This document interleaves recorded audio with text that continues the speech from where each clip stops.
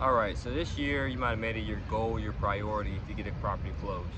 And as you're working towards this goal, you took some action in which you found the money. Let's say you're pre-approved for a mortgage, you have your down payment together and all that good stuff. Now you're segueing to the next step, which is finding the deal. Now as you're finding the deal, you're networking with agents, you're going on the MLS, online resources, yada yada yada, and you're getting some deal flow coming in.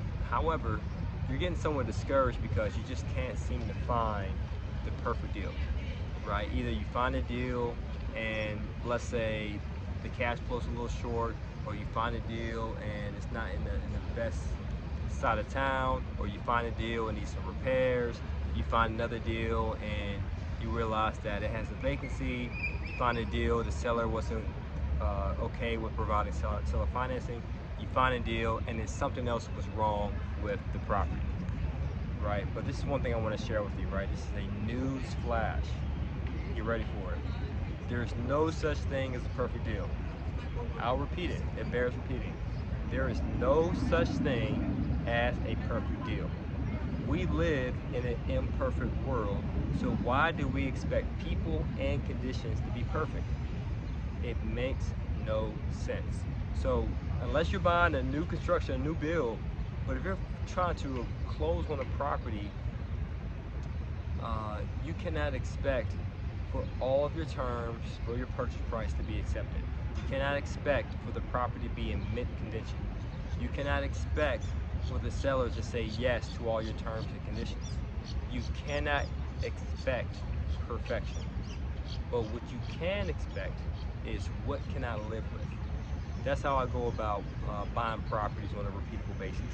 I have a standard, I have a criteria just like you, but I want to make sure that this criteria that I have is the bare minimum threshold that I need to close a deal. So whether the deal is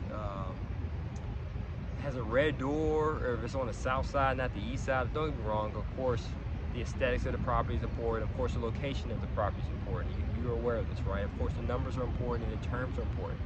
But I try to have myself a base, a very simple criteria in which I use to qualify deals. And if that deal meets my criteria, then I pull the trigger and I take action on it by writing an offer. And I just do my best to negotiate whatever I can. And I always ask myself, okay, if this particular thing doesn't go my way, let's say the seller doesn't agree, or I do an inspection report and find out there's much needed repairs, can I live with it? Is there a way that I can still deal with the situation, let's say unexpected repairs that was listed on the inspection report? Is there a way I can still resolve this? Is there a way I can manage this? Can the cash flow from the property take care of this? Can the maintenance reserves take care of this? Can I negotiate credits at closing and take care of this? At the end of the day, I always focus on what can I live with. And my advice to you, you should think that way too. There's no such thing as perfection. Of course, we're always in pursuit of it, but when we come across a deal as real estate investors, don't delay time by waiting for the perfect deal. It's just like what's this in Ecclesiastes. You're waiting for the perfect weather to sow, but guess what? There's no such thing as perfect weather. Either it'll be too hot or too windy or too sunny or too cold, too rainy. It's very rare that the conditions will be 100% perfect, but that should not deter you from taking action, pulling the trigger, writing an offer, getting a deal in the contract so you can accomplish your goals. And stop trying to convince yourself otherwise that, oh, I'm just doing additional analysis. Nope. What you're doing is analysis paralysis.